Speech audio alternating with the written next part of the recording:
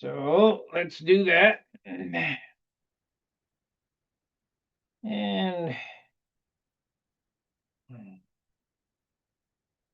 there we go.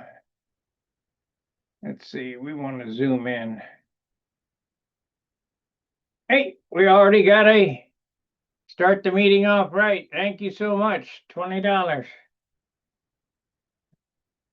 Let's give that a heart. Happy Friday, Roy Lane.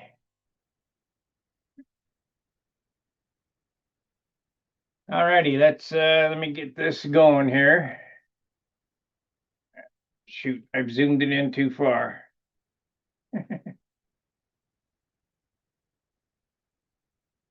There we go. All right, this is our Friday night hangout. And if you could, come on in and talk to us. We're here to talk about model airplanes, and we'll see you there. Fair winds. There we go. Hang out tonight. HANGO. Hangout. TONI tonight. And a related video. Live. There we are. And post. Return. Upload shorts. There we go.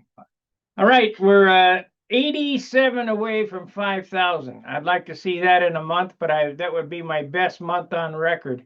I have never seen 87 subscribers join in a month. It's usually about one a day, so maybe 30, but we're trying to get that out there. And let's see here, still nobody in. You know, we'll run this for half an hour. This is a holiday, and I understand people have families for the holiday, and if we don't get anybody in, we'll shut it off and go. Oh, here comes Gary. So he's first in line. Can't hear you. Now can you? Yeah. Yeah, okay. Can you hear me now? Yeah, I can hear you.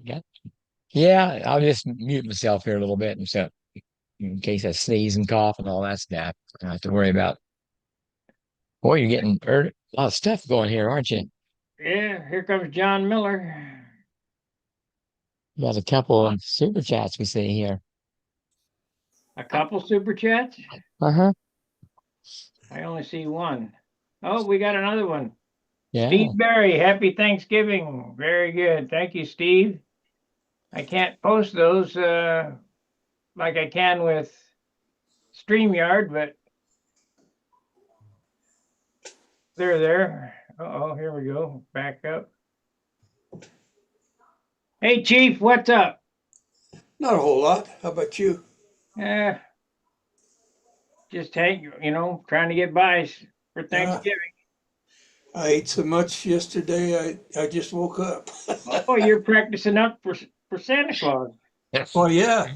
You want to hear a funny thing? You know, Yeah. I swore that my first gig was the day after Thanksgiving. I swore that's what they told us. So, and it was I had to be there at 8:45 this morning, and so I didn't get to bed till 2 o'clock in the morning. So I jumped up 6:30 in the morning, got all ready, was over there at 8:45, and there's nobody there. The place is empty. It's all locked up. And I go over to City Hall because it's for the city, and nobody there. It's all locked up. And I'm thinking to myself, so I sent an email to them, well, where's everybody at? And I got back, well, that's tomorrow, idiot. They didn't call me idiot, but, you know, so I was a day off. Well, even Santa Claus makes mistakes. Well, I didn't have my elves with me. That's the problem. Yeah. Yeah. They were drinking last night.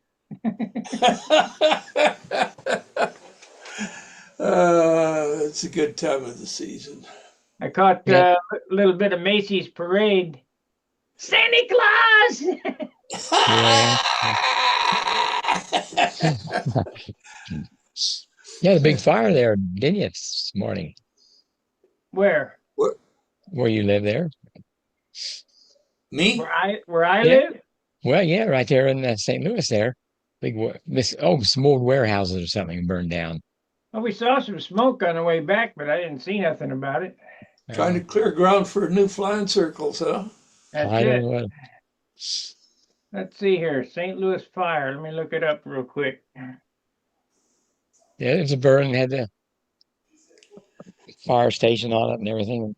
So I got to watch it live as they was fighting it. They just putting water on it. Did Gary? Did you get enough information there? You're able to do something with for the calendar. I think so. Yeah. All right. Yeah. I was gonna say, don't try to make that plant full size. Just a little, you know, like Huh. a little of it in the background just to show that that's what I'm doing. That's all. Yeah, they had 200 firefighters battle a major high-rise warehouse fire.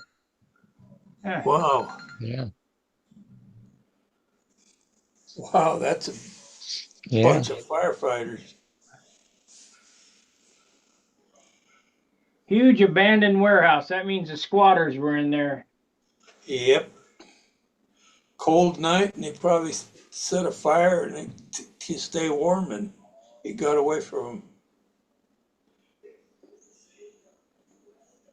them. Yeah. Well, they need to build a hobo heater if anybody knows what that is. The paint can.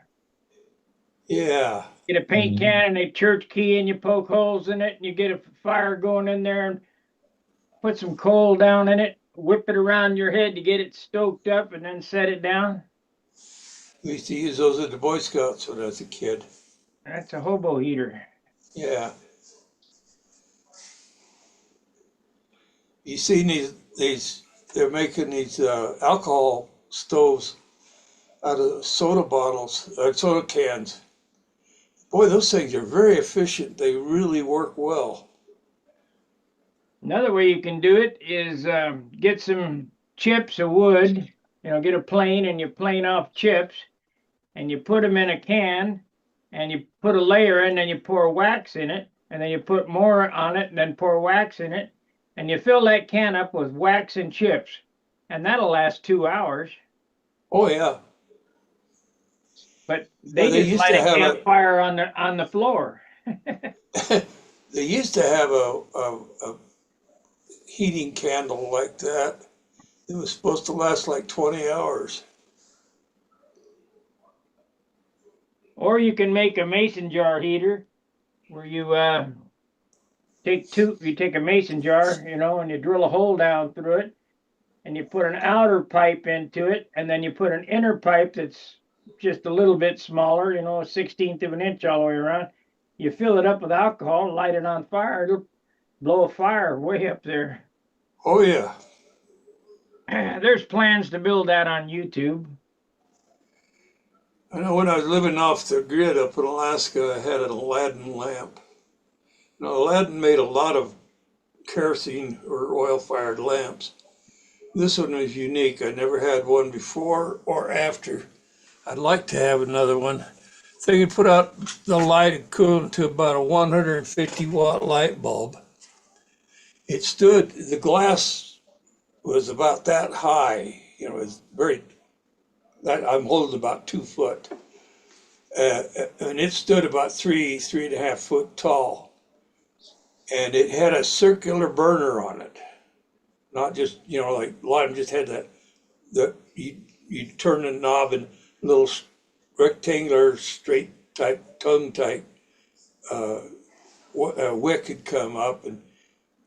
But this had a round burner and it had a wick in there. It was round and it would, anyway. And then on the outside, how you have on a Coleman lantern, how you have that little silk bag there that burns and then it incandesces. Yeah. later creates more light. They had one of those over the burner. That's why I put up, but it also, in my little cabin there, it was 300 square feet of cabin. At night when I had that on, it was heating the house. It put out 150 watts of light. Didn't have to have any other lights on in the cabin at all, and it helped keep the cabin warm. It was a wonderful little thing. I think I paid $65 for it when I bought it. I imagine it's probably $130 today to find one just like it. When I was back in California, I worked for a company, Nakashima Farms, and I was their welder, and I built all kind of H braces for the roses. You know, Mm. they'd harvest roses, and believe it or not, in the desert, it gets really, really cold at night. Oh, yes, it does. Really cold. And those plants can't stand the swing of 120 down to 20 degrees, you know. No. And so we used to use smudge pots. And it's Yeah. it's it's a round basin like this, and then it's got a chimney on it, and it goes way up and got a pie pan on the top, and we put diesel in there and light them on fire every, I don't know, 15, 20 feet.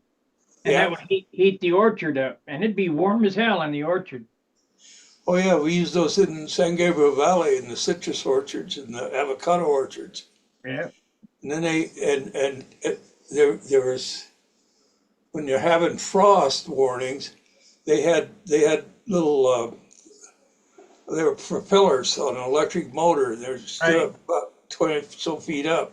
And they'd fire those off, and they'd keep that air circulating up there and keep the frost off of the pumpkin, you might say. Yeah. It gets real cold in the desert.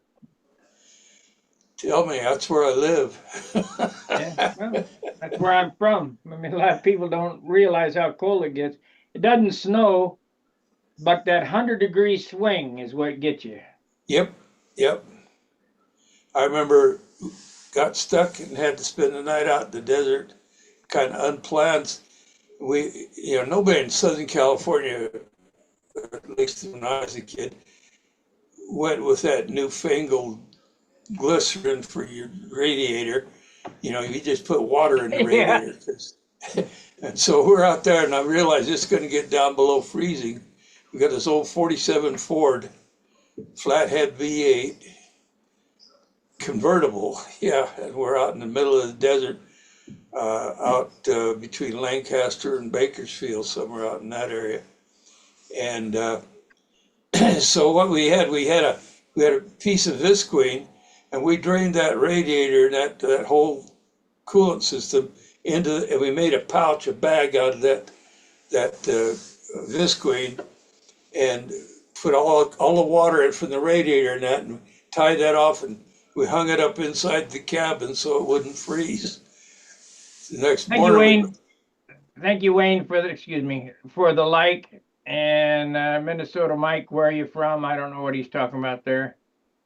How do you join the Zoom meeting? Well, you have to go here, and you're going to have to register on Stunt Hanger. Got to use your real first and last name.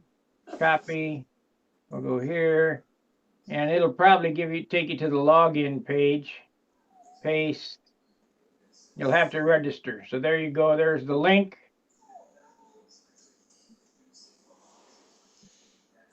boy, you got it to the right guy. You can make sure he gets in, can't Yeah. you? So what you working on, Sparky? Well, I made up my mind today. I'm going to build a profile. Hope it's mine. No, it's nothing. Just going to be yeah, that looks about right, you know. Yeah, yeah. Well, Well, those no, work those work pretty good for for people who have the good eye. yeah. It's going to be very similar to the one that I crashed in Huntersville. It's going to be a big airplane, profile June RXL probably, because it flew really good, but The reason it crashed is dummy me forgot to tighten the ball link on the elevator horn. Is that called a physical malfunction or a operator malfunction? It's operator error for sure. I'm sorry you lost it. And the sad thing was is I lost a Super Tiger 60, a Brian Gardner 60. Oh no. They're starting to get rare. Yeah, I got 5 of them, so Yeah, but still, it's bad to lose one. I think I'm going to put this Rojet 65 on it that I got. Oh yeah? I got a Rojet 65 side exhaust that I don't have a How, home for. how many square inches is that plane going to have? It's 740. Oh, that's a nice size profile.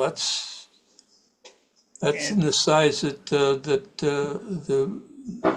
Trailblazer is. I think it's 755. it's 10-inch nose, 17-inch tail.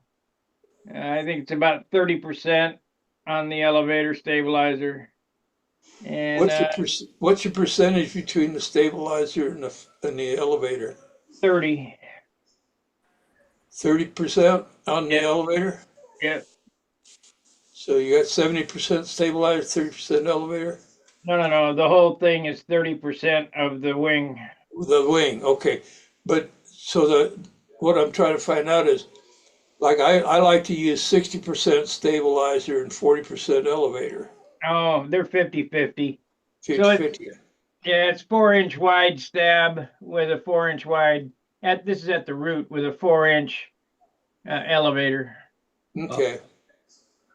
This is see, I build the old school way of how wide a wood do you have?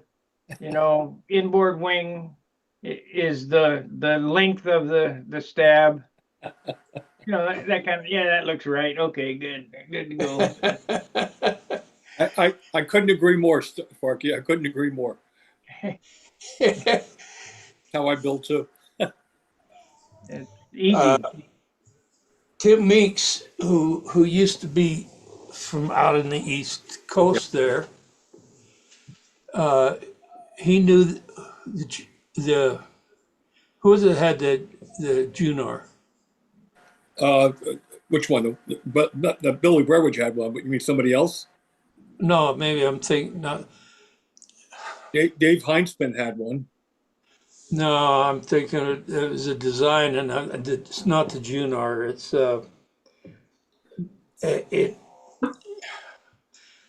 it was very much like Billy's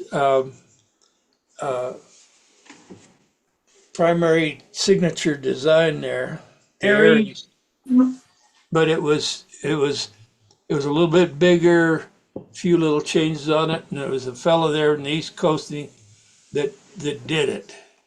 On the Now, East Coast? yeah. Anyway, Tim Meeks was an advocate of this guy. They were buddies growing up. Well, you're not talking about the guy who built the Cobras, Mike Dietrich. No, no. Uh, anyway, so he sat me down one day. We were talking, and he had the whole formula right in his head. This much here, this, and this, and this, and this, and that. And boom, there you go. Whatever you drew, you can draw what you want, but use those parameters, You're not talking And about Dave Cook. no, doesn't sound right. I'll remember it about midnight tonight. Well, I won't be here. You won't? You're not going to wait? yeah, my Junar XL is not Billy's Junar. It just looks like it. It's a USA 1 wing that's a 1/4 inch thicker. So that's the layout of the wing. It's just a thicker wing, and the tail moment and nose moment are different, and the elevator stable. It's shaped like a Junar, but because I really like that style. Yeah, So but that's a stand way off and squint. yeah, yeah. Yeah, okay. Dave Heinzman has a really nice Junar. Yellow one? Yeah, Yeah, he had it at Brodax. It's an exact copy of Billy's. right. Yeah, looks good. How's Billy doing? Well, he's home, but he's not doing great. That's for sure. I'm sorry to hear that. Yeah.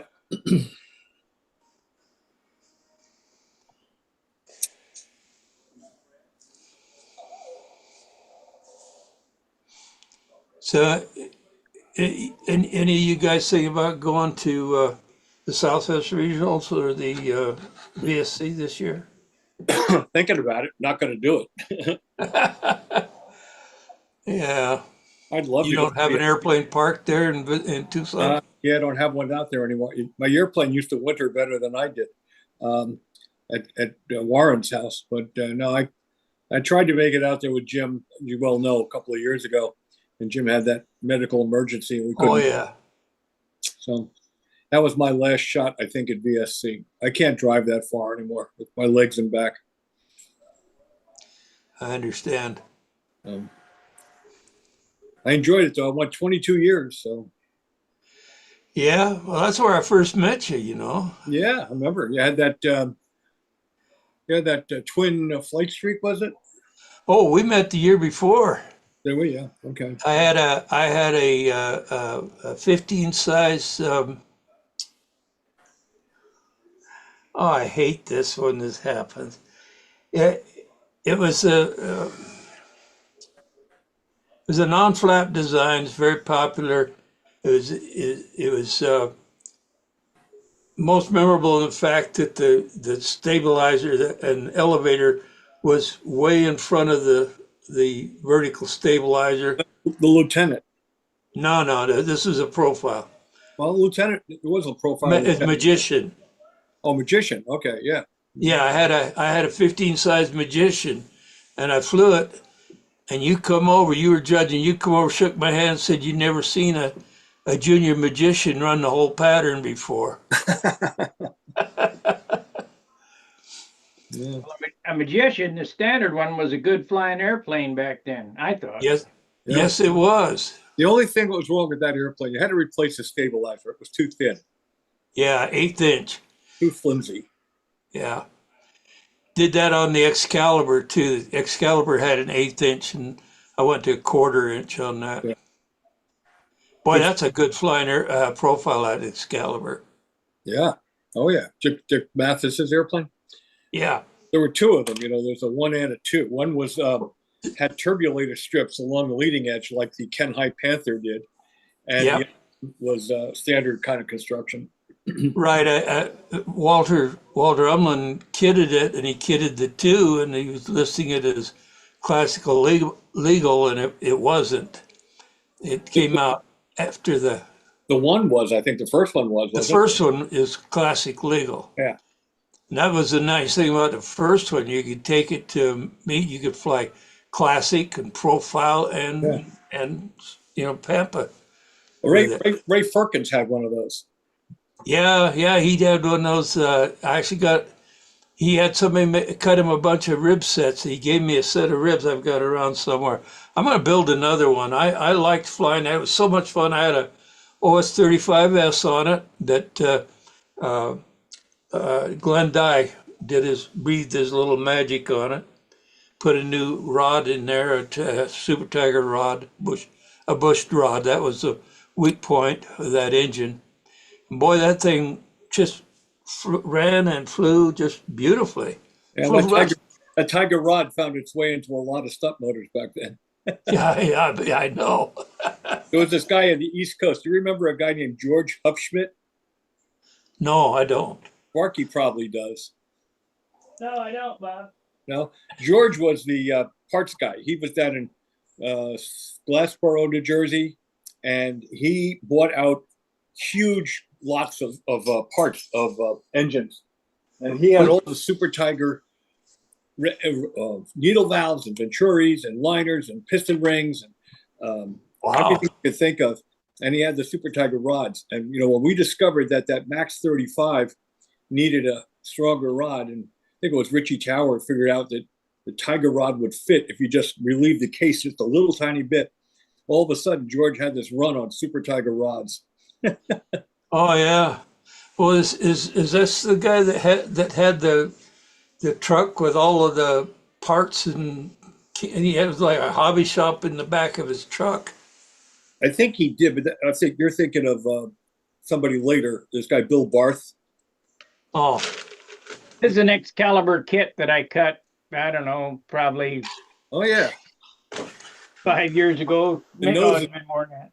the nose is very distinctive on that airplane. yeah. And it was plenty strong enough. Those skinny ribs that and that I think the turbulators really made that wing work. I think so too. You mean these ribs here where it's got Yeah. three? Mm-hmm. It made that that airfoil think it was thicker and had more. I don't. What does the turbulator do? Does that keep the airflow attached, or Yeah. does that? Yeah, Yeah. that's pretty much exactly what they're doing with vortex generators. But Sparky, that would look like the spars were like 3/16 or something. Let me see. The I front, think because They I were think, eighth. I think on the original they were 1/8 inch. They were, and I think there was 3 notches. They had a made quarter by quarter spar at the high point, and then Right. 3 1/8 inch Yeah. turbulators. those Yeah. are 3/16. Yeah, I think the original one had 1/8. And- They were good airplanes. Yeah. Yeah, I still got the nose of the one that I built. It was so I used nice and light wood. I held onto it to see if there was any way I could graft it onto a new one.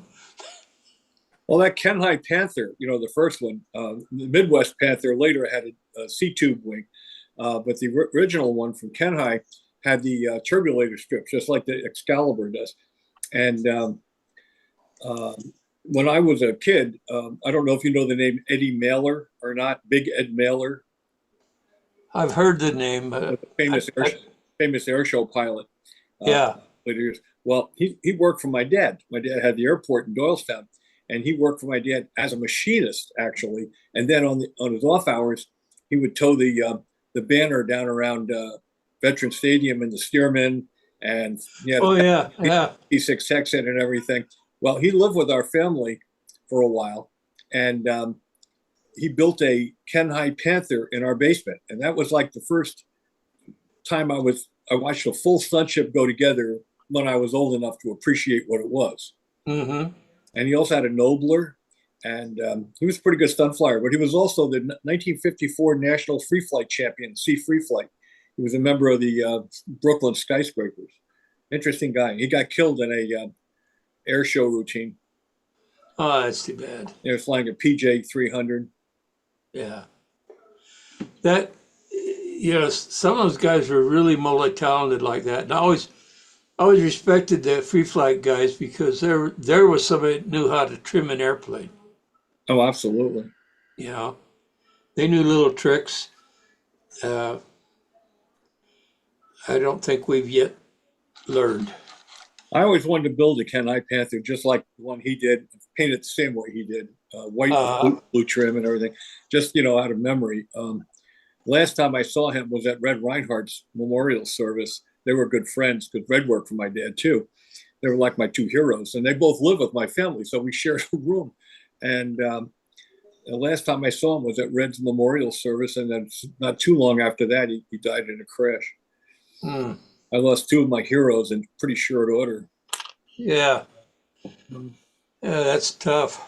Yeah, well, Hey, I got a question, and maybe you or Sparky can answer it. I'm going to build one of my Trailblazers, and I like to use yellow as my base. Mhm. And I was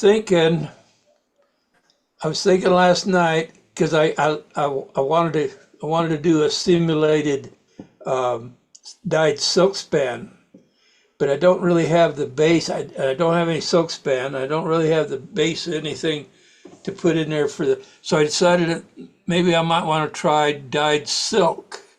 Yellow, give me a bright yellow silk and put it on there.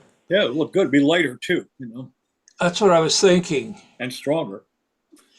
Now, the thing is I remember somebody told me, and it might have been you, to use. I'm talking to Sparky here, to use shrinking for the first coat or two, then go to non-shrink. Right. Is that right? Yep. I'm really leaning that way. Billy Weirwich, when he was building built-up airplanes, he would adjust each coat of clear. He put on a coat, and if it was too springy, the next coat he put less plasticizer in it, and he'd put another coat on, and then just keep adjusting each coat until he got the tension on the fabric that he wanted. Now, did he cover with silk? No, he covered with Japanese tissue or silk span. Yeah. You Japanese ought to talk to this guy, Doug Benedetti. Since Larry passed, Doug has taken on the mantle of being the top silker on the East Coast. He does absolutely gorgeous airplanes. Does he? Oh, unbelievable. Checkerboard and everything is absolutely perfectly aligned. And he's really, Wow. he's just beautiful, beautiful. You don't know Doug, John? No. I've heard the name, but I don't know him. He's at Brodax every year. Yeah. Smokes Camel cigarettes one right after the other. Yep. Been so many years since I was at Brodax, and I didn't get to meet everybody. He doesn't fly anymore, but he hangs around, and he builds some of the most beautiful old-time stunt ships I've ever seen. Yeah, wow. Really nice. Well, I think you pretty well submitted. I can buy that silk from what's that company there that's selling silk now? I don't know. It used to be the rage. It was white, and you'd have to dye it yourself. But I think I read somewhere that there are people that have dyed silk. Could be. I haven't used it in years. I was just, I got a call from Dave Gerke the other day. We talked for about an hour, and he's building again. He's working on a Novi 1. Really? And he's going to do it in clear silk. And kind of like, I don't know if you ever heard the name Ed Keck. I've heard that name. He was a very famous radio control pattern flyer who built open bay airplanes and covered them with transparent silk. And they were friends. And he wants to do it in silk, keep the weight down, and but he said that he has like a whole stash of really old, good silk. One other thing, John, this is just my opinion. This is how I do silk. There's many guys that do it better than I do. I paint upside down. Yeah. Yeah, I've heard that. I'm thinking one of those foam brushes would be the way to put it on. Painting holding the plane up and painting it like this so that it doesn't soak in. It just hangs out on the surface. You didn't hear this from me, but you use a double boiler, and you boil the dope, and you put it in a paint gun and paint upside down for the first couple coats. You and Tom Warden. You and Tom Warden, huh? That's right. That's a furniture finisher's trick. And he used to have colored dope all over the ceiling of his house. Yeah, don't put the lid on the can when you're heating it. That's another thing though. Pete Peterson would put on regular silk span on his wings. Yeah. Then he mix up his dope, and he was able to get a colorant, and he just add a little colorant, not so it remained transparent. Aniline dye. Yeah, well, aniline dye is one of them, but that wasn't what he was using. Anyway, and he would spray that on. He had the most beautiful transparent. Yeah, you've seen it. Some builder. I would think that colored dope and clear would do the same thing, wouldn't it? You can up to a point. You get to a point where you get too much, and then the color has a base to it that gives it this blocking ability. and you But get you get to a point where you get too much blocker in there. You can't get just the but there are places that you can get just the color itself, no blocker that, and you can get it and you can add it to the dope, Huh. and that's what Pete was doing. He would just add that to the dope and he'd get it the tint that he'd want it in, and then that's what he would spray on there. it's kind of like painting candy apple. When you get to this certain shade you want, you stop painting and then you add clear, Yep. straight Yeah. clear, not don't keep painting the candy apple. Right. I had a candy red Nobler, and I loved it. It was pretty.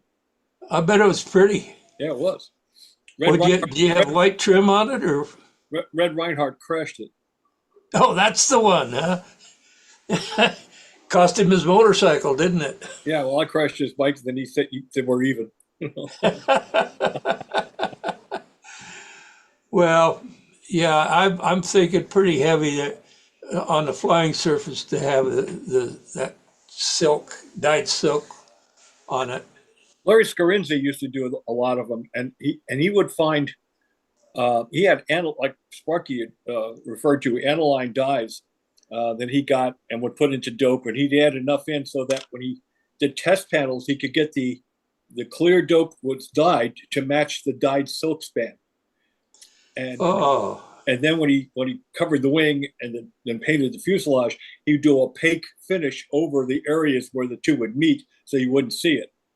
And yeah, he did a lot of them like that. He was very good at that. yeah.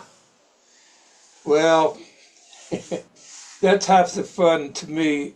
I like building just as much as I like flying. Yeah, I like building even more than flying these days. Yeah, me too these days. But Flying I don't know. too much. I'm.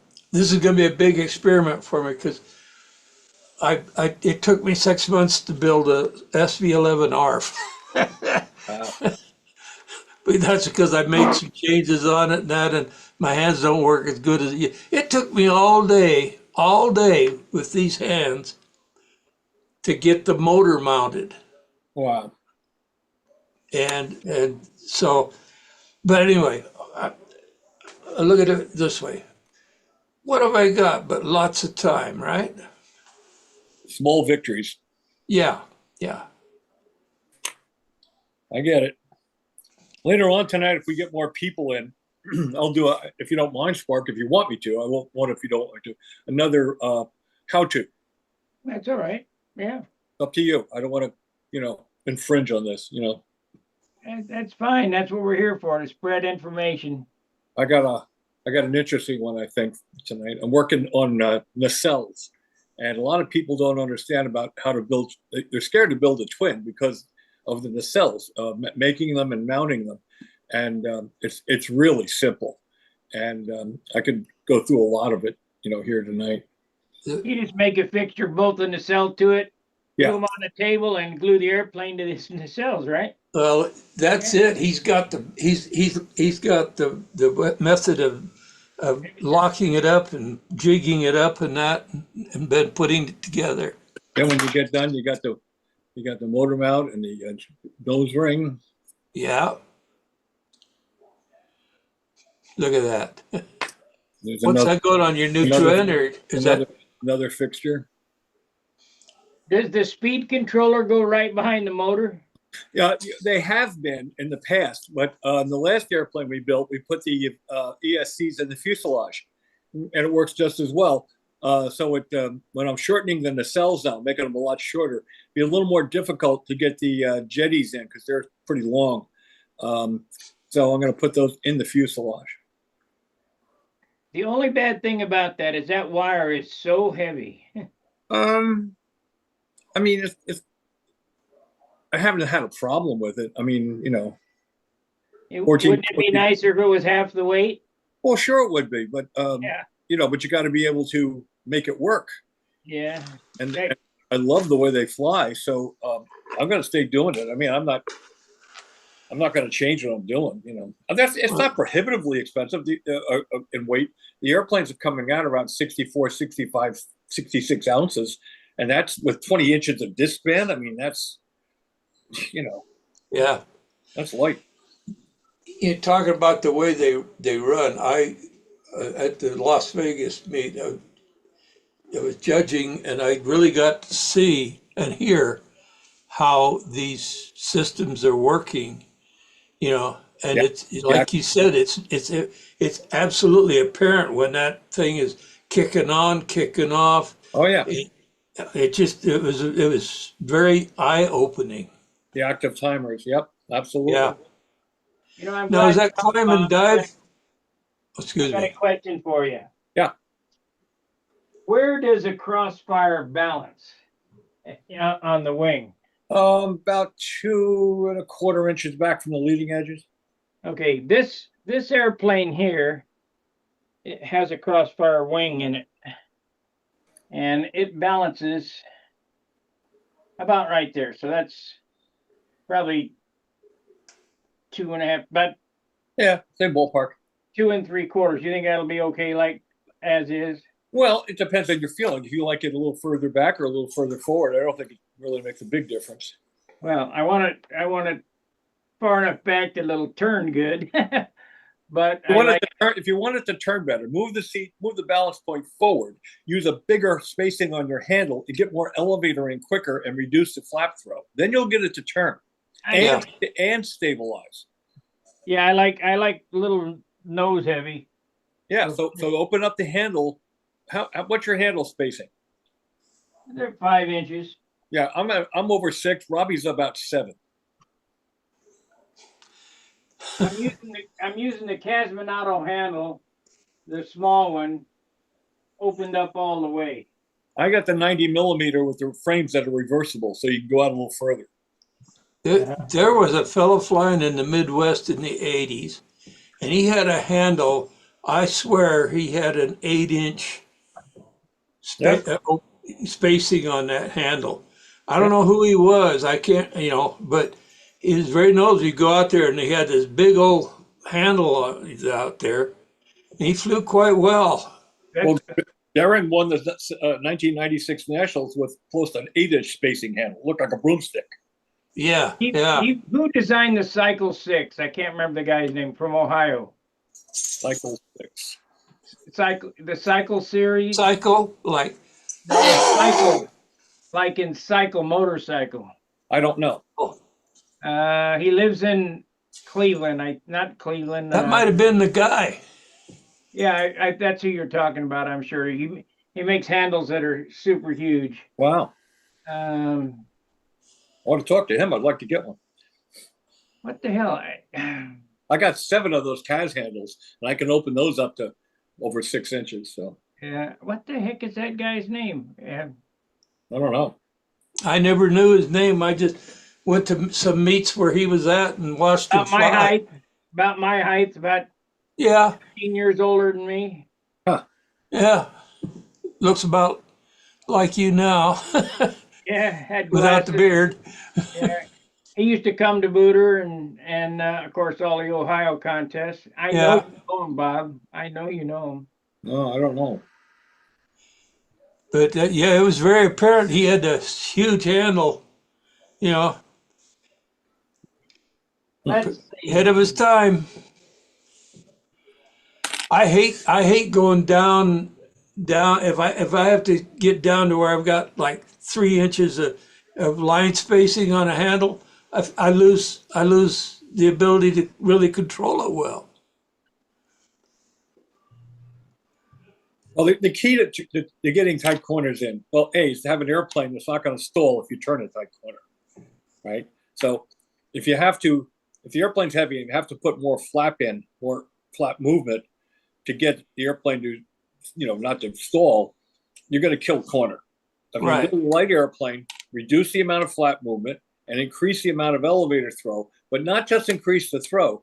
You have to accelerate how fast you get it in. It's not, if you have all the throw in the world, but if you start putting it in and it's a slow ratio, the airplane's already going to be turning too wide. So if you snap the handle and it goes like 45 degrees, the airplane's going to turn abruptly, but then you have to stop it. So moving the balance point forward, is what we always used to do back in the 70s to get tight corners and stable airplanes. The downside to it was, in doing that with the designs we had back then, in heavy wind, you had a lot of stick pressure buildup because the airplane was nose heavy. And when you deployed the flaps on a straight trailing edge wing, it moved the center of pressure even further aft, over-stabilizing the airplane even more. So you felt like your lines were going to break in heavy wind trying to turn a corner. Here's the I guy's name. remember that. Here's the guy's name, Joe Reinhardt. Oh, yeah, I know Joe Reinhardt. I knew you knew him. I didn't know he had an airplane called the Cycle. It's Reinhardt, not Reinhardt. Yeah. Right, Reinhardt. Nice guy. Best builder on the planet. Yeah, he flies with a handle that's huge. Yep. Huge. I bet you his ballast point's very far forward. More than likely. Yeah, I wouldn't know on that, but he was a pretty good flyer. Yeah, good flyer. Good builder. Yeah. Super builder. Heck of a builder. I might. Hello, hello. That What's guy. up, fellas? Another day, another dollar in the hole, and I feel pretty full. Yeah. Well, we got putting together 20 combat planes. My boy Chris is here helping me out. We got the assembly line going. Oh. The How kid many is, do you go through a year? oh, I don't know. I think if I counted, I'd probably be sick if I thought about the amount of money. How's Sam? Is Sam okay after the accident? Yeah, he's fine. He's fine. Car's totaled. They're going to write it off because all the airbags fired. So it took the whole front end off the car. So he's lucky he didn't pull out 2 seconds earlier because she would have hit him right in the driver's door. You know. Oh, T-boned him. Ooh. Yeah. So he's fine. He's fine. But we got a lot of planes to put together. He's at work. Sam got himself a job last week. Good so for him. he's at work tonight. He's working 3 days a week. So me and Chris are going to put some planes together for him. And he's been flying his little butt off, man. I think I posted the other day. I forget how many flights we're up to, but he's flown the last 41 days. 41 out of 50 days he's flown, either in the backyard or at the field. I think That's he's almost flown as good as Lenny. maybe 80 flights, and we've flown like 25 matches or something. Our goal is for him to have 200 flights and 100 matches by the time we go to the Worlds. So, yeah, got something pretty cool today from one of his teammates, though. I'll show you. Got a box from Dave Fisher today, and it's a case with a bunch of 3D printed line reels with his name on them. Oh, for neat. And then USA F2D on the other side. Cool. So a dozen line reels. And then for traveling, the F2D guys like to use these Walmart 6-pack coolers for a pit box. And Dave Fisher made this really cool 3D printed insert Oh, wow.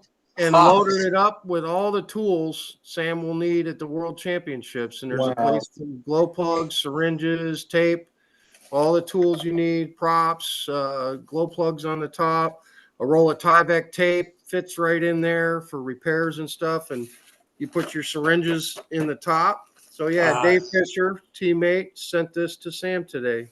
Wow. That is cool. I'm going to get some American flag patches and sew it, USA, American flag stuff to sew on the thing. So he's getting good help and good support from his teammates, and it was really nice of Dave to do that, because I was wondering about a pit box, like what we were going to end up taking there, because you can't really take the one you take to the field all the time, and the one, how would I get this to Australia? You know what I mean? So Yeah. it was really cool of Dave to do that and make that for us and make us feel welcome on the team and give us the same stuff that those guys are using, Right. So That's good. much appreciated. So, all right. Well, I'm going to mute out. We'll be here listening, but I'm going to mute. We'll be making noise, but we're here. Kevin Butler says that's neat. So Thank awesome. you. Thank you. Very neat. Hey, Bob, what's that red and white airplane behind you with the small tail? Is that a RC plane? We showed that last week. That was that's a sweet sweep by Oh, Lester Grogan and is it Jim Hale or John Hale? okay. Not to be confused with a super swoop, huh? No, the sweet sweep was a control line stunner. No, it was a combat ship. Was it a combat ship? The King sweep was a stunner. Oh, okay. Okay. Got it mixed up. Well, I was looking at, boy, that thing's got an extreme rake on the leading edge, and it looks like almost a straight trailing edge. No, it's a fully. I'll get it down again. I showed it last week, but you didn't see it. I'll get it down. Oh, okay. I see some. That was up in the shadow. Make a big spark if you want. Oh, that's a cute little bugger. Got little air inlet holes. Man, that is nice. Did you build that? Yeah, I like that. they had that vintage combat thing that going on around here. Yeah. Tom Yeah. Luciano and Tom Hampshire and those and Al Ferraro started, and I decided to build this because I've always wanted one with the wing fences. Now the wing fences are interesting because apparently this was a very famous and popular airplane in Texas. It was from Texas, and it was winning everything in sight down there until they got to the Nats, and somebody protested the fences as streamer cutting devices. And AMA outlawed them. They took them off, and the airplane never again flew as well as it used to. So, and it flies great. It flies like a little stunt ship. You know, it's got real long tail moment arm. You know. Yeah. Yeah. Small but efficient elevator. Yep. Well, because it's so far back, it's got a lot of elevator authority. Right. It's got a lot of throw, not throw, moment arm. A lot of tail volume coefficient, as they say. You know. Yeah. Yeah. It's a cute little guy. Got adjustable lead outs on it. You know. Yeah. Yeah. It flies good. That's a cutie. I like the way you got the cooling and that set up. Have you got an electric motor in there? Yeah. Is that? Yeah. There's only Kinda one problem figured. with it, Bob. What's that? It's not brown.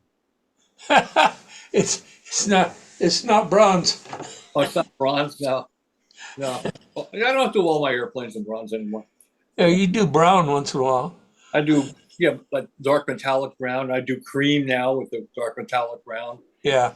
Well, for a while there, I was into red, white, and blue. I was very patriotic because the way the country was going, I said, I'm going to build patriotic airplanes until we pull out of this crap we're in. Yeah. And that's never going to happen. So I said, I'll go back to bronze and, Well, I'm waiting till you call one of your designs the bronze dog. Billy already did that. Oh, did you? Billy did. I mean, officially. Nah. I'm thinking of names though for twins, like two-part harmony, twin killing. Like a double play. Yeah. Trying to think of names up for twins. That would be cutesy. I named one of mine Two for the Show.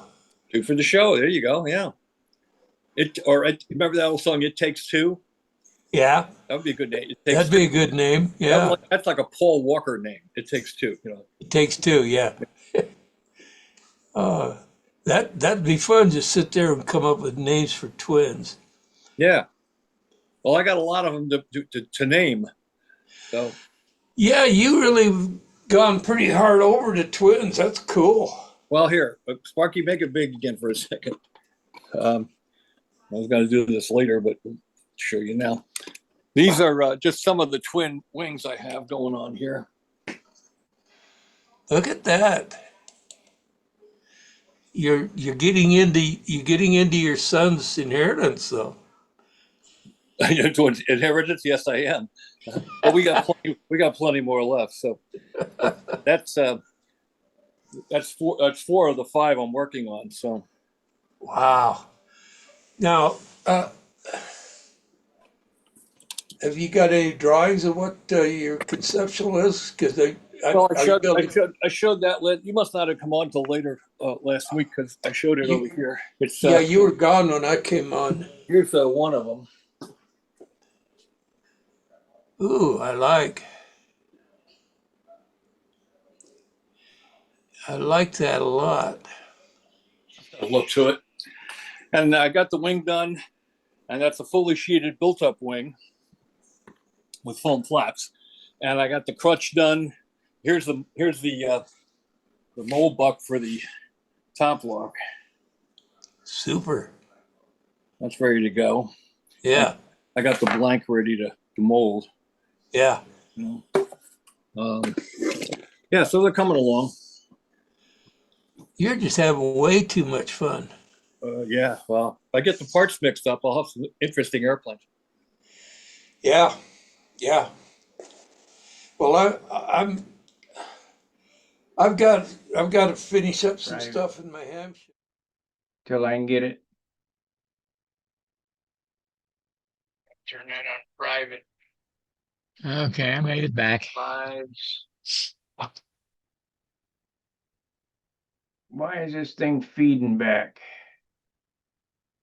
I had a hell of a time. I had to turn Cloudflare back on. I had to find that guy on Stunt Hanger so I could block his IP address, his block, you know. Yeah. I, I couldn't get back on. I saw where he's back on and I couldn't get back on. So I said, I'm gonna close my whole thing down, computer and everything, and restart, and then you come back on there. So I'll get you now. I turned Cloudflare. He was a bot. You know, these are the guys that want to take this channel down. Yeah. And it's this season, when you get all this sometimes. But Okay. Let's see. I tried to get back onto the old one, but it said that's invalid Oh meeting, no, invalid meeting. no, there was no way to do that.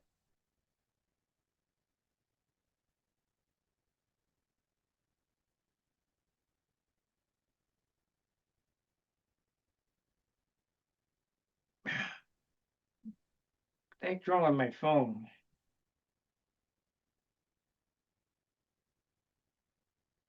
Call Bob Hunt.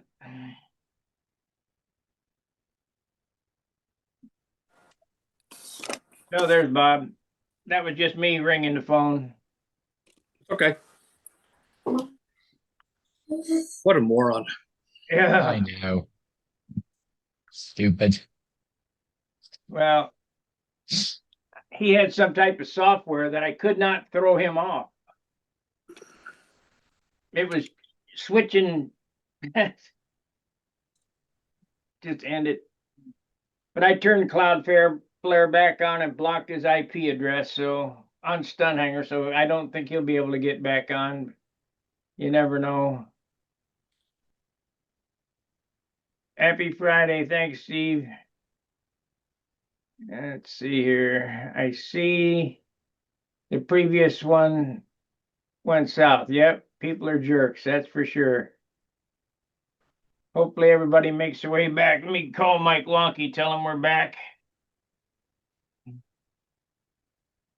Call Mike Lonky.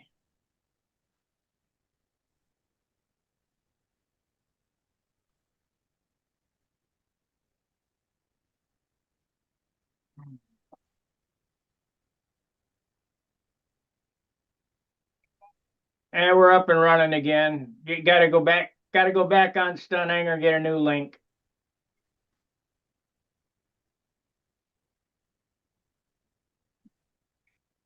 Yeah, no, I don't I don't think so, but it's no, it sure locked my computer up. Oh, oh yeah.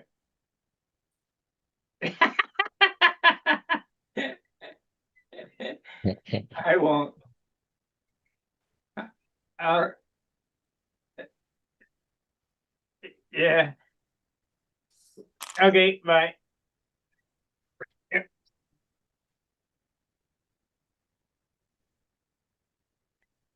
Call Hey, Howard Rush. how you doing, Bob? What's that? So how you doing? I'm good. I got your email. Yeah, okay. Yeah, Whatever you I'll give you a call. There's a few things to change or work on. yeah. You know, so Yeah, we're back online. You got to go in and grab a new link. nothing major. All right. Bye. Let's talk and give you something a chance to look at. There's John Miller. He made it back. Yeah. Yeah, it took me a while to get back. Guy Yeah. reminded me I had to go take a crap. Uh-huh. Okay. Sorry to use that kind of language, but It don't matter. Well, after what we just saw, that's nothing. yeah, that's true. Yeah. So where were we before we were so rudely interrupted? Mark, is that voice coming in or Mark Gerber? I don't see him at all. I just see Mark. That's all I see. I don't see that at all. We need to have Mark 1 or Mark 2. That's Mark. That No, ain't Mark. That's Howard. That's Howard. Yeah, I'm not that guy. It's just Howard. Yeah. Hey, Howard, Yeah. would you please resend me your post on all the things and goodies and bells and whistles I need to do? Again. Hey, guys, Yeah, I got it guys, somewhere, but I can't find it. Hey guys, he's back. Is he really? No, Mark. Oh, that's just Bob Hunt. I recognize him. He's all dressed now, and Mark. yeah. That's Phil Bailey. Yeah, I don't know And what's there's going Mark. on. Oh, I know what's wrong. There we go. There he That'll is. work more better. That'll work more better. Good gracious, Mark's here tonight. Well, I haven't seen Mark yet. He's here. Hi, Mark. I'm here. Hi, guys. Hi, Bob. Hi, Mark. It's that Mark. We weren't sure which Lord. Mark it was. I only know. Oh, there are two Marks. That's right. Okay, be that way. I don't care. That's all right. Anyway, Mr. Hunt's here and Mark's here, and Mr. iPhone 5 is here. Oh, is that what? iPhone Yeah, 5, yeah. Yeah, I got a new phone, and it. You haven't named it Howard 2 yet, have you? I guess not. I thought it was misbehaving earlier, but I guess that wasn't the case. I can't figure Howard out. He's the high tech, one of the highest tech guys we got, and he's going to let an iPhone whoop him. No, that ain't right. Oh, yeah. That just ain't right. Oh, yeah. I agree. How are you, yeah. Howard? You doing okay? I'm all right. Yeah. Good deal. Good deal. I wouldn't give you a hard time, but I'm equal opportunity. I give everybody a hard time. Well, I deserve it, a hard time. I don't know about that. We got something everybody to have a good show you, Thanksgiving? Howard. All right. As soon as Well, it depends on what it is. I don't. Yeah. Oh, that's funny. Well, let's see. What it is what I was supposed to send you in the first place. Instead of sending you the whole dang file, Oh. and Well, Philip hasn't told me what he wants, so I think Phil needs to see this because I think what I've got on here is what he wants. Yeah, But I'm here. I've got to get things. I'm working to get it where I can share it. All right, we can do this after. Sharing is not turned on. Send request. Oh, shit. It was turned on in the other one.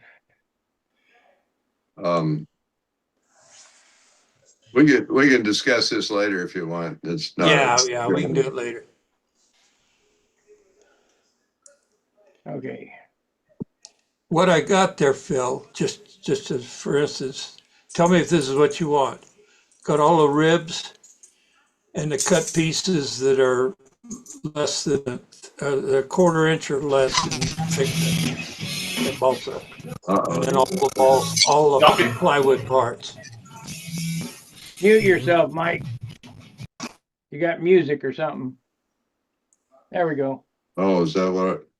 Yeah, we got that. That sounds right. But what I'm really after is the motor mount. Well, yeah, it's got all the motor parts in it, but I'm thinking that's what you'd want, and that's what I'd want if I was going to get something laser Yeah. cut. Do you Yeah, have your got the parts ribs are- or just the motor mount? What do you No. want? Well, if I'm gonna send you wood, I'm gonna send you enough wood for the ribs too. I mean, All heck, right. if I can get laser cut and don't have to cut every darn one of them, I'm crazy, but I'm not stupid. Yeah, The- well, yeah. The You parts gotta three, you Wait a gotta do your part. Hey, wait a The minute. part- Wait a minute. Wait a minute. Wait a the minute. parts that are 3/8 inch or thicker, he can't cut. So then That's you'll all right. have to use the pattern sheets. Well, wait just a minute, Phil. You said you don't cut your own ribs out. You're not crazy. I cut my own ribs out. Are you trying to tell me I'm crazy? Well, Bob, the shoe I fits. think we established that many years ago. I think you're Not as crazy as some people there that have been in I here. tell you what, if I could do ribs as precise as you do ribs, I wouldn't worry about it. well. You can. You just don't want to. Well, I've tried cutting foam and mine always ends up a little wonky. So I'm trying to cut. I tried to cut a set of foam rib. I tried to cut a foam wing to get the ribs for the laser, Gid Atkinson's laser. Trying to get a set of ribs for that thing for months, and it didn't work out. I'll get it next time though. I'll put Okay. the I got an closer together. announcement. I got Okay. an announcement for new people coming into this meeting. You now are being put into a waiting room so I can verify who you are because of that last. Yeah, we had a little fiasco. Yeah, so and if you're looking to see that past, if you want to rewind that past meeting, after this meeting, I have to go in and edit all that crap out. So just the way it is, you got idiots in the world. Something happened early tonight. But besides us, Yeah. Besides a different kind of idiots. Yeah, it was yeah. enough said. Yeah. Yeah. I'm cleaning up the basement where I can get at the bench a little better. I got to looking at Bob's shop and I said, mine could be like that. So I'm reworking. Well, Mine doesn't always look like this. I get working, I get chips all over the place. So Yeah, but still, I have a 4x8 table. It's an old conference room table, and I have about this much area to work in. Howard, I'm going to take you down memory lane, Howard. Okay. All right. Oh yeah. Oh Lord, Oh, yeah. Danny's making those. bone Yeah, bricks. Somebody should. It's good. I was going to make the sleeves and sell the sleeves, but I found out that not all bricks are the same. No, no, they're not. They're different sizes. And of course, to ship them with the bricks in them would be prohibitively expensive. Yeah. Yeah. Well, actually, how you'd have to ship the sleeves is in sheets. You couldn't build the box and put them together. The box would be too big. They're not built. They're not built. They're cut. That's one piece. Oh, really? Yeah, I'll show you. See? Uh-huh. One piece. How about that? And it flips Good right over. grief. so that's for shipping specialty bricks for building houses. Building, so you don't mar the balsa wood. Yeah. You know what Gordon does for building weights. Found it quite interesting. He's got a stack of iron. cut scrap irons. Okay. We got a place here that cuts a lot of iron and steel. I'm trying to say steel. And you can go over there and for next to nothing, you can buy these pieces of scrap in various sizes. He got a whole bunch of them that were about three to 4 inches wide. And I think his are half inch. Oh, look at that. That's old forgings. Not forging, I got casting. sandpaper on the bottom so they don't move. Oh, Yeah. man. Bob has a lot of that stuff. He uses it for vacuum bags. Poor man's Lord. vacuum bag. Well, I tell you what, They're more expensive, I think.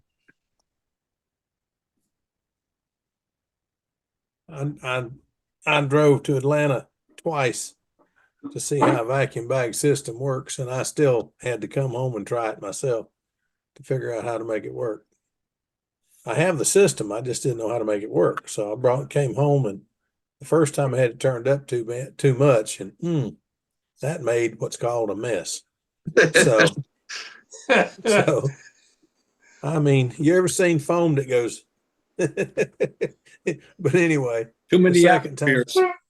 yeah, second time around, I started out at about 4, and I think I ended up at about 7. I said, Bob says he puts about 300 pounds on these things, so I think it'll take a little more. So I put a little just. Well, if you put a just- plate on top of a wing, let's say a wing half is, let's say, nominally 250 square inches, 275 square inches. Mhm. You put a board on it and put on 300 pounds, do the computations. I'm sure Howard can do them in his head. That's not a whole lot per square inch. Yeah, about 2 Yeah. psi. Yeah, I ended up with 4, I think, and So- 4.5. So, But it Bob, worked. is it true when you're doing like a vacuum bag that some people are doing are just taking the bare plug without any cutouts in it, vacuum bagging it, getting the foam, the fiberglass overlay and all that attached, and then go in and cut out the openings, the lightning holes That's in that. what we In it. Is did. that a common practice? That's what we did. That's what I'd do. That gets you a lighter wing, doesn't it? Because you Well, I can don't know about cut lighter closer wing, to but the if you surface. Get you don't, an unsquished wing. yeah, Yeah. But I mean, If you you- could cut closer to the surface instead of Yeah. having quarter inch. I mean, how much does foam weigh? Doesn't weigh that much, but you get some relief. Yeah, I'd core it later. Of course, yeah, it depends on how good you are Look at that. at hollowing out the foam. If sometimes I like that. you mess it up, then you've gone to the bother of putting the surface on it, and you messed it up. So, but in general, What's yeah, that? I put the surface on it, then I'd cut out the inside. What's that I'm wing wondering too, Bob? what that one a Bob just Caprice. showed us, what it weighs. Well, we won't even lie. We'll just do it right here. This has got flaps on, landing gear system, lead out. No, doesn't have the tip weight box. It's the outboard weight. Let's see. What does it weigh? Well, my skill needs to be energized. What's it to, Bob? What's that? What is it to? It's one of my twins. Oh, One of the many. I put the charger on the scale. You know, I think Bob has wrested the title Mr. Twin away from Gordon. No, I don't think so. Gordy's the godfather of the twin. Oh, speaking of twins, that was an interesting discussion on the Stunt Hanger on twins and slipstream. Like if you have counter rotating motors, if the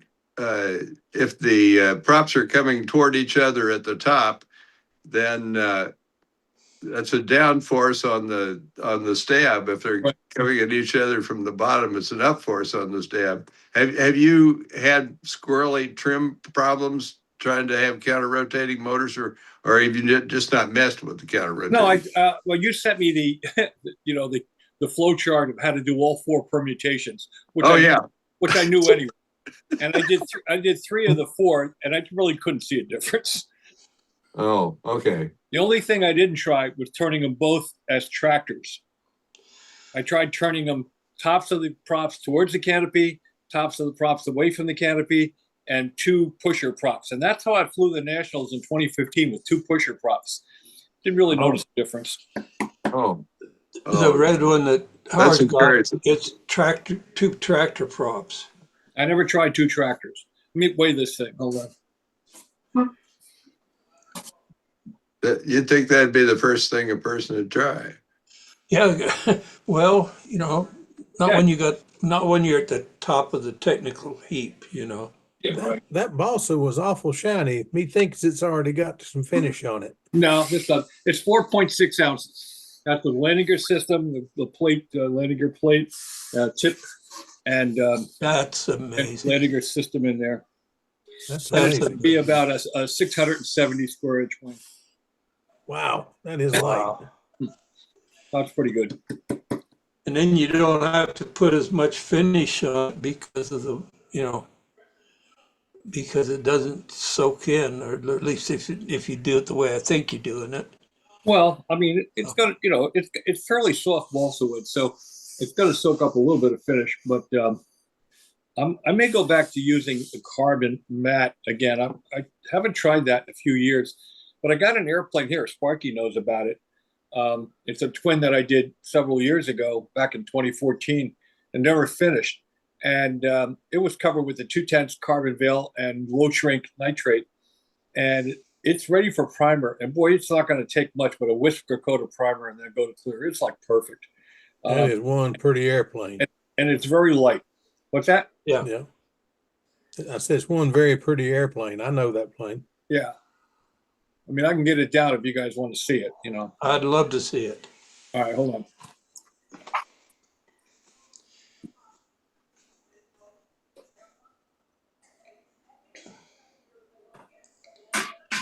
It's a big airplane.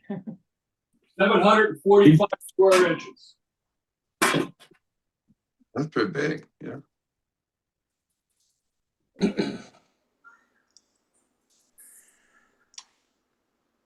I think the best size for a twin today is right around 650 or less. Yeah, that's what most of my twins are. Yeah. Oh. You get rid of that humongous pull, Whoa, it is big. Right? It's gorgeous though. Yeah, that's a. Oh, look at that. That has been across the country 4 times and never been to a contest. Well, it was at a contest. It just never flew in one. Got the retracts. Wow, I like that. Yeah, me You paint too. it brown. Air outlet hole in the back. Yeah. Yeah. And canopy pulls off this way. To the inside. Super. That is sharp. You gonna put climb and dive in there? No, it's going to have a 12-pin Igor. You get tired of it, just let me know and I'll come get it. Well, you almost had this one. You know that. I know. But when you get tired of it, I'll come get it. Don't let somebody else talk you out of it. I want that one. When you're tired of it. Swept forward, trailing edge. Yeah, it's got swept forward trailing edge. You see that? It's only about 3/4 of an inch. Per Not pound. much, but enough. Just enough. Enough to. I like them because I believe they lower the stick pressure in heavy winds. I'm convinced of that. Yeah. So whatever anybody else thinks, I don't care. Let me see how you got your nose wheel in there. I don't have the nose wheel. Okay. Okay, it's not a nose wheel. Okay. I got to put the nose wheel in and then make the opening, and then it's pretty much ready for primer. But it's got this 2/10 ounce carbon on it, and it's been sitting since 2014. So it's 11 Yeah. years. It's got a real hard shell finish on it right now. It's really nice, and I candle it, and you can't see any grain whatsoever. When I put the primer on, I'm thinking about just using talc and dope, going back to the old way of doing it. Wouldn't, if it's that smooth already, it wouldn't take much, would it? It's very smooth, and I think that a very little bit of finish is going to be required. I want to keep this light. I want to keep it around 70 ounces. Now, Buddy had the exact same set of numbers in his airplane back then, the Ryan's Evil Twin that's in the museum now. Yeah. And that was 83 ounces, and it still flew pretty well. This one's going to be at least 10 to 12 ounces lighter than that one. Wow. 745. 745. And it's got two badass 2814 870s and a six. I got a feeling that's going to pull like hell, though. I trimmed my airplane so that it'll pull so hard. Okay. They pull. I mean, it's not going to pull like a 35 ship, but it'll be all right. So, all right. Well, I'm going to put this back before I ding it. Thanks for showing it. Yeah, no problem. And this is a fully sheeted built-up one with multiple tapers, like as double taper on the leading edge, if you can see that. Kind of like a Mustang. Like a Mustang. Yeah. And then it's got the taper in the trailing edge too. And the reason I initially started building them with the leading edge taper from out to the nacelle is to make sure that the retract wiring and the motor wiring didn't interfere with the front lead out. Oh, So you have more room up there. I had a little more room up there. And what I did was I don't know if you can see it or not, I actually rolled a tube and nestled it into the front of the ribs. I took a dowel. I don't know if you can see it or not, but I'll try to hold it so you can see it. You can see where the Oh, yeah, I see it. there's a rolled tube in there.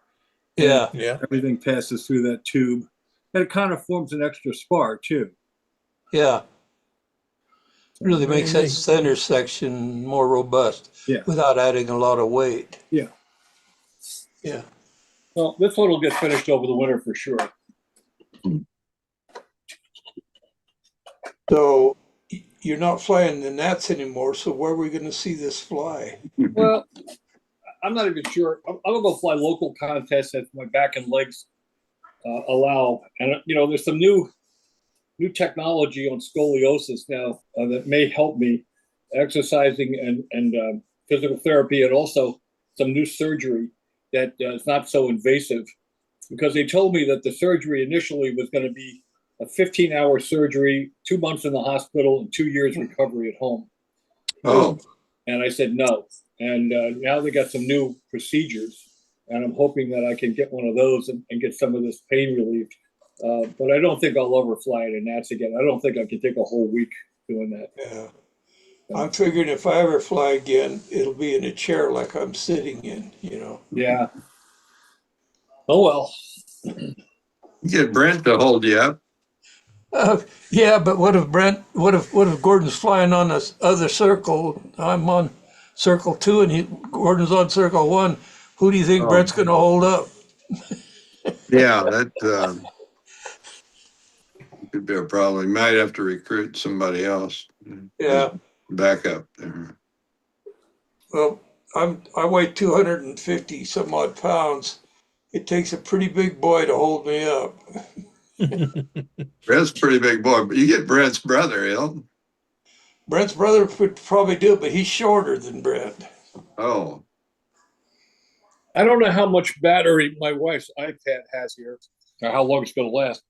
And I have worked up another little how-to if you guys want to see it. If you don't, if you're Sure. rather not. Love Yeah. to see it. Okay, well, this is basically about twins. It's about how I design the nacelles, how I make the nacelles accurately, and how I get them to fit on the wing accurately.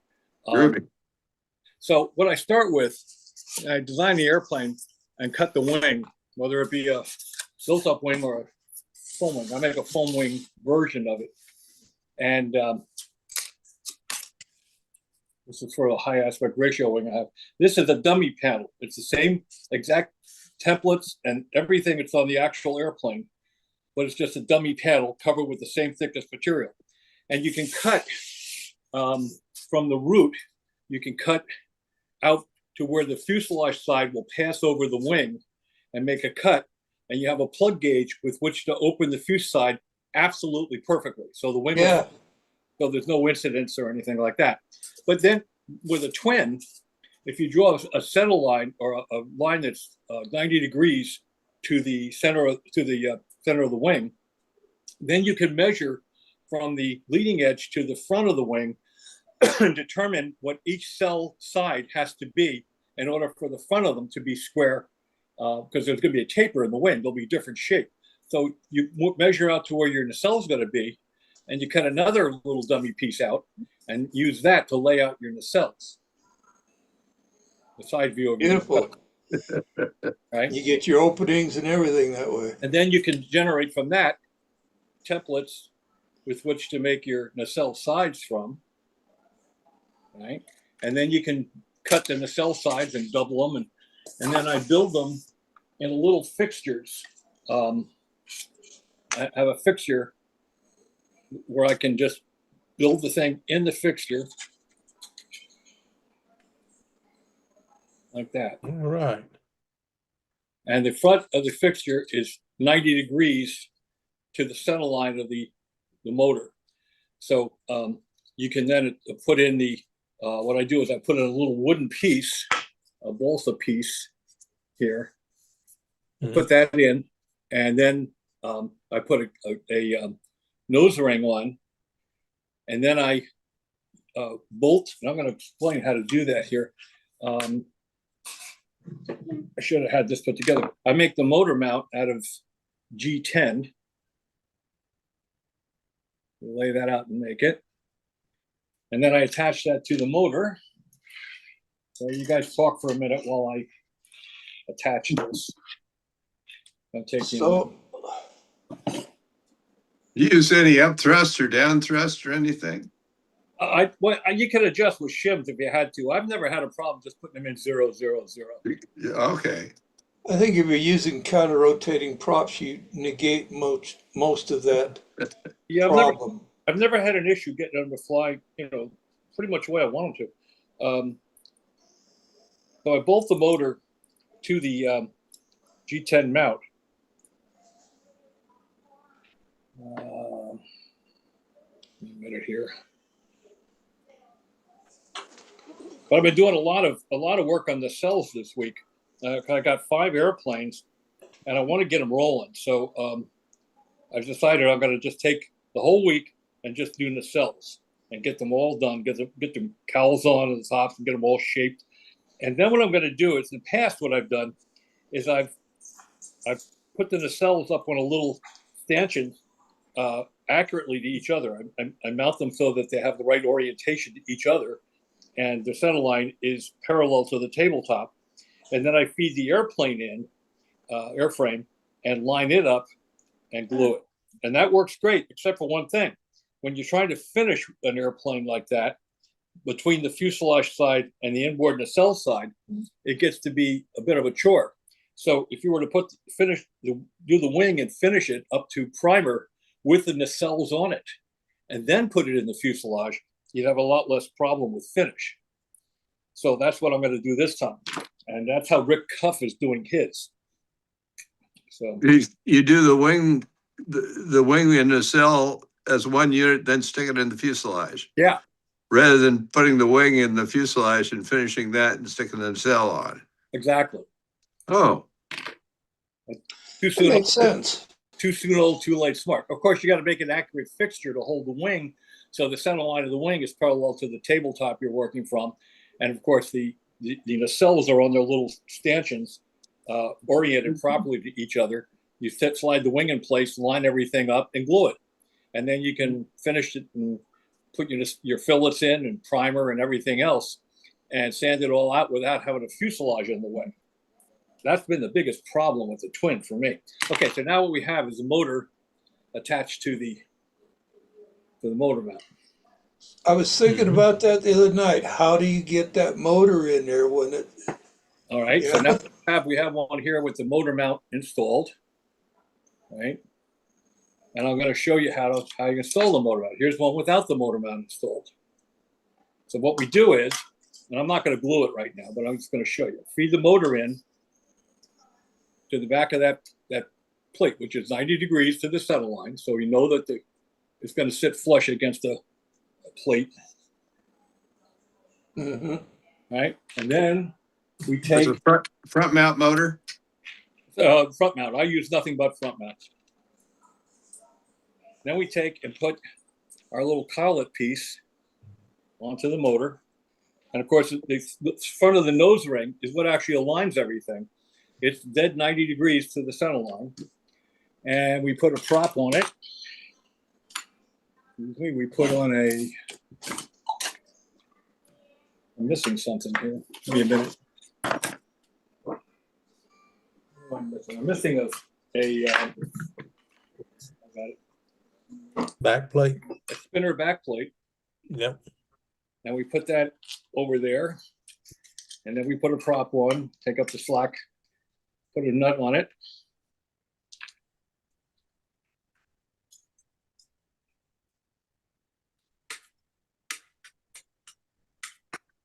And get a wrench, line up the spinner to the back plate of the spinner to the nose ring, and tighten it.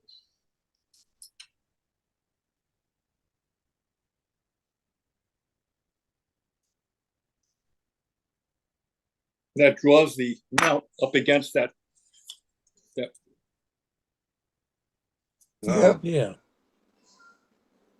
Makes sense. It's nice.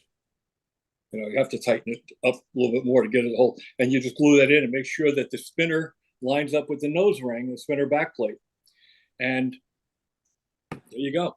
You have Glue it in place and you're done. have it in place. Very neat. Yeah. Very neat. So what you're doing there, Bob, is so important on twins. Twins, I think. I mean, it's important to get good alignment on any stunt ship, but twins, it's even more so. absolutely, yeah, because you got two motors and they're sitting out pretty far. You got to make sure it gets dead enough. Here's a block that I made that's going to go into the nose of this one, a different one, and it's going to fit in here. It has taper to it, so it'll draw the sides in a little bit so they taper in a little bit. This design happens to have a little different configuration, and you can then put it in place, put a straight edge across the front, and if I can squeeze it hard enough, and align it to the front so it's 90 degrees. And then when you glue it up, you just take one of these and squeeze it, and it'll hold it in place. Yeah. I can't do that on camera here very effectively, but I'll put it in place dry and show you what it looks like when I get it in. No side thrust either, huh? You can shim in side thrust if you want to, because I use annular inlets. I use a 1 3/4 inch back plate to line everything up, but I use a 1.5 inch spinner, so I have plenty of room. I can adjust. You can mess with it, yeah. Adjust it. So putting shims in there doesn't change the shape of your nose. No. You're right. Let me see if I can do this here. Okay, so this kind of gives you the. Yeah. Yeah. We'll turn it around. There we go. Yeah. That guy just tried to get back in. Mm-hmm. Oh, yeah. You mean he still got something left? He must be interested in twins. Yeah. Oh, mercy. And these are some of the crutches that were made for some of the twins. This is one of them. This one has 16th inch balsa sides. All my twins up to this point have 16th inch balsa sides. Oh, and yet you put the battery up front there, huh? Battery goes up front. This one's actually done with 3/32. This is for a bigger twin. So You don't reinforce the front with anything, it's just 16th? yeah, that's plywood in there. Oh, there's plywood, Goes okay, back to here. okay. Yeah, there's Hey, Bob? two of those being built, so I got two of those. Lauren, you are Bob? literally building 5 airplanes at the same time. Yeah, here's two more in the cell sides. Now these, what I've done is I've added 3/16 pieces, real light balsa to the sides. They're tack glued in place. When I get the spinner in, get the motor in, put the spinner in, put the top and bottom blocks on to carve everything, I'll be able to have a nice curve going into the spinner instead of just flat sides. Yeah. And then I'll pop them off and hollow them out, put them back on again. So, and it also gives you a little more purchase area on the wing. Yep. Here's some that are just pinned on before they're just glued in place. So I got like 5 sets of nacelles here.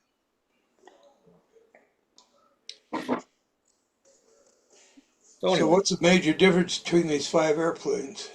Well, there's some are. I've been experimenting with a nacelle length. We found the shorter nacelle lengths, getting the thrust or the props closer to the leading edge, seems to make these things fly a lot better. So we're experimenting with shortening the nacelles. I've got some.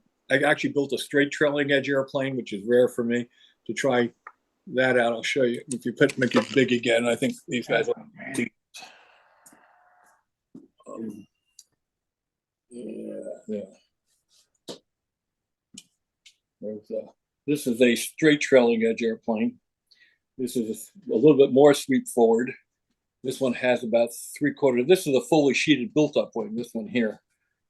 Very high aspect ratio. Huh? This one here is a built-up wing. This one here on the back.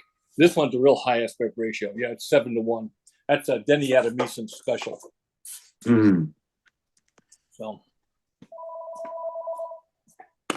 Yeah, there's Denny calling you now. I tell you what, can I go mute myself here? Yeah, go ahead. How do I do that? Let me mute for you. Okay. All right, Fred. Hey, Sparky, Yeah. can I get a few minutes before you turn off the YouTube? Sure. Let me just wait till Bob comes back, if we have time.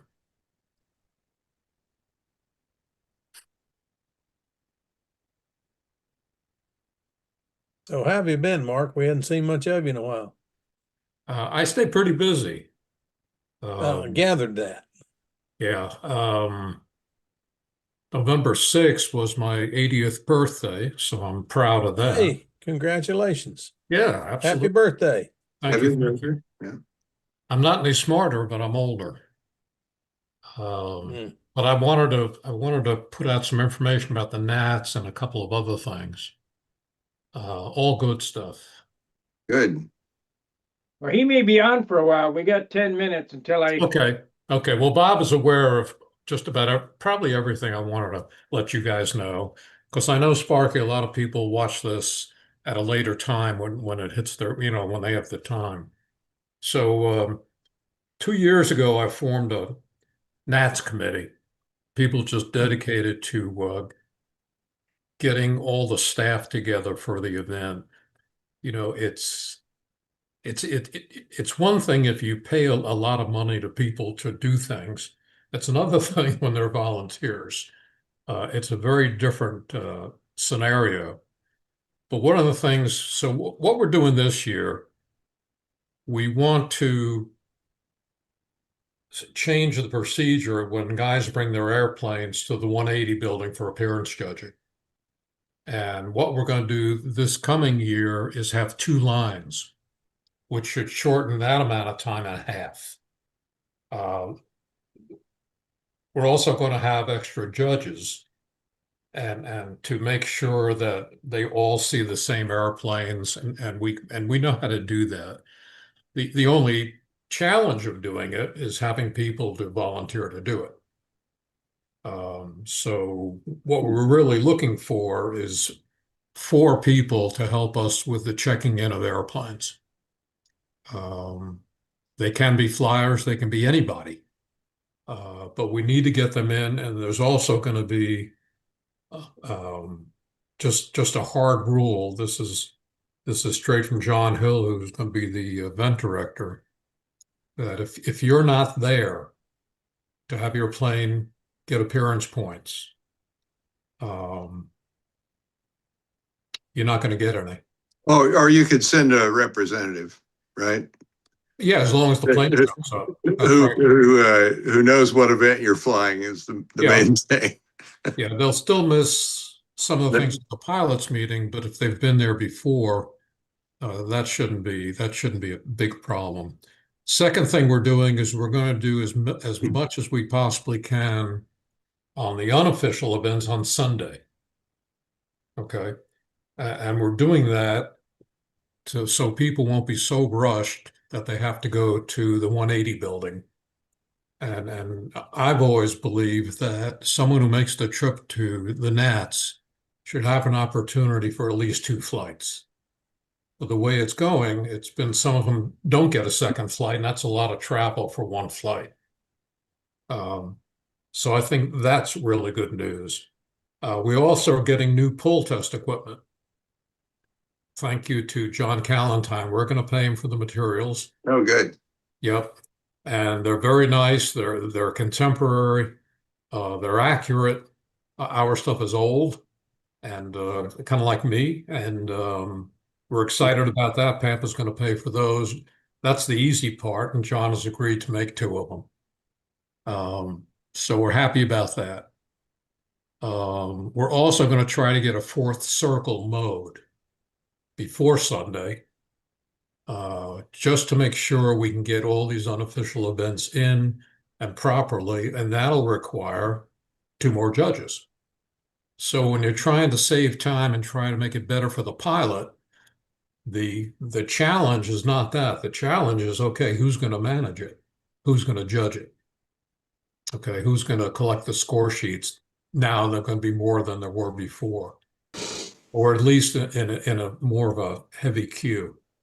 So that's why the committee is together. Bob's on it, John Parrish is on it. There were a whole bunch of good people on it. We had a meeting about 10 days ago. We have another one I guess it's next week, 2 weeks. I just don't want to wait until April to get this thing right. We already tracked down a bunch of judges. Yeah.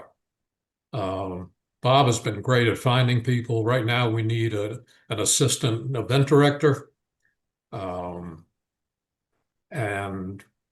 when you think about it, the easiest thing to do is be a competitor. All you have to do is show up, and everything else is going to be ready for you. Well, that's not our side of it. That's about the one thing we don't worry about because we have no control over that. But we have total control over who's going to run this thing and how do you get 8 or 10 judges. It's not easy. You're asking people to spend, especially a judge, a lot of time, a fair amount of expense, because what they get back is very little compared to their cost. As you know from Stunt Hangar, thank God for that site. We're talking about official events versus unofficial events. And there are good reasons to look at that and figure out all the benefits of making events official. Yeah. So there's a lot going on in the background.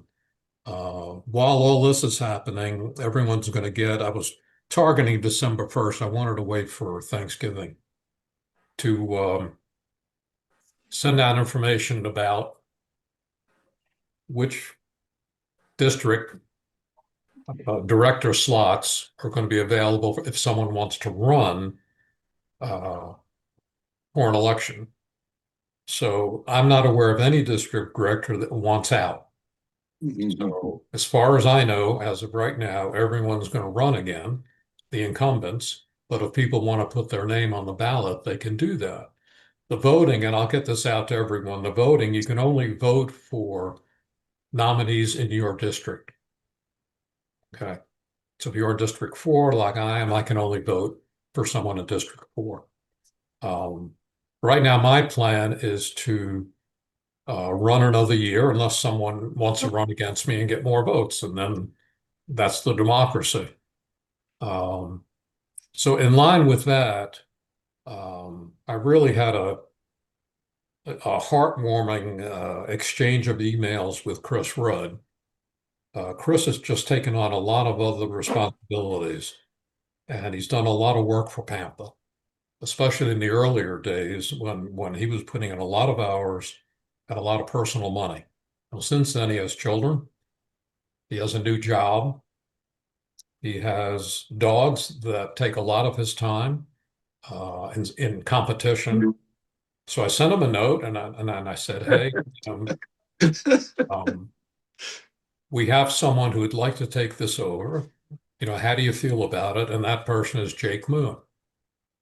And I hit send on this letter, and it wasn't 5 minutes, and I got a really nice reply from Chris, basically saying, absolutely, I was thinking of the same thing.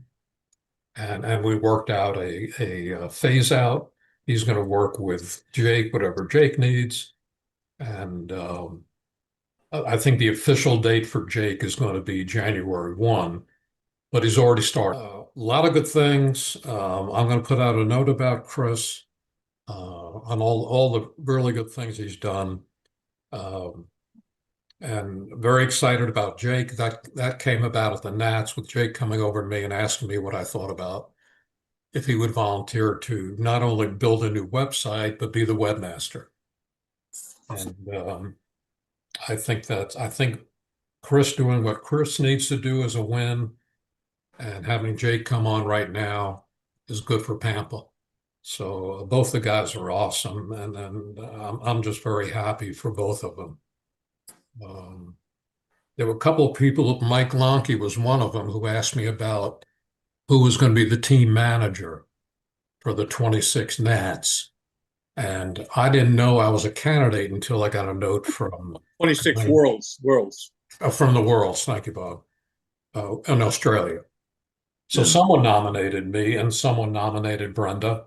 Brenda's done it in the past. Her husband works with the speed guys. And they said, would you be interested in running? I said, sure. And she said the same. And there were 21 people eligible to vote. I think she collected 16 total votes. Brenda got 9, I got 7. I congratulated Brenda. And life goes on. Oh, That's probably without Paul Walker, because she sent an email to an old Paul Walker oh, yeah. mailing address. So, there are different ways to look at it, but if one of hers would have voted for me, it would have been even. So it was close. And I appreciate everyone who voted for me. And if you didn't, that's okay. So that's where that is. I hope she does a good job, and more importantly, I hope the team does a good job and shows people how good 3 guys can fly. Popping in and out. So I think that's what I wanted to go over. But Sparky, thank you. We'll let you know about more things as they come up. Looking forward to a great Nats. It's going to be the same week we had this year. That's totally out of my control, but I'm excited about 27 when we're not having the first week. And I'm looking forward to that. It's going to be a little bit later in January.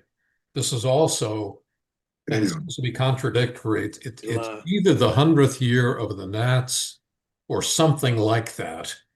But they're talking about their 100th, AMA is talking about the 100th year celebration. I think they're going to have a different logo this year. So just to let you know. So whether it's you or people going to be listening in, we could sure you use your help. The Nats is why Pampa was started, competition at the highest level, because good things also always come out of competition. Whether it's cars, airplanes, medicine, whatever it is, good things come out of competition. Mhm. So good stuff. I wish all of you a great holiday. I'll be on here more, but I don't want to forget doing that. And thanks for all you do, guys. Sparky, thank you. You're welcome. Gary, you're going to have to take it over. I got to go. Keep your eye open for that guy.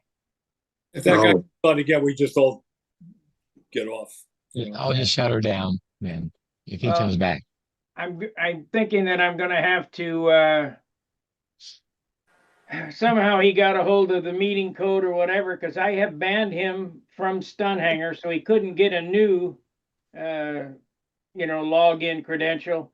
I'm thinking that I might have to start restricting this to supporters only on off of Stunt Hangers that can join this. Yeah. Everybody watch it on YouTube, but you won't be, I'm going to have to figure out some way to stop that, because that's the second or third time that's happened. It's mind-boggling to me what some people do. Just Well, he's a Yeah. kid. yeah. I think that's helmet head.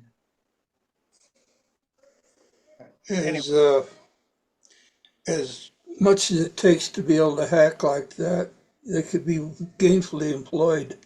Yeah. Our All country needs it. Gary Sinclair is now your host. If you're watching on YouTube, we do this Mondays and Fridays. Thanks for watching. Fair winds, tight lines. See you. Thanks for everything, Sparky.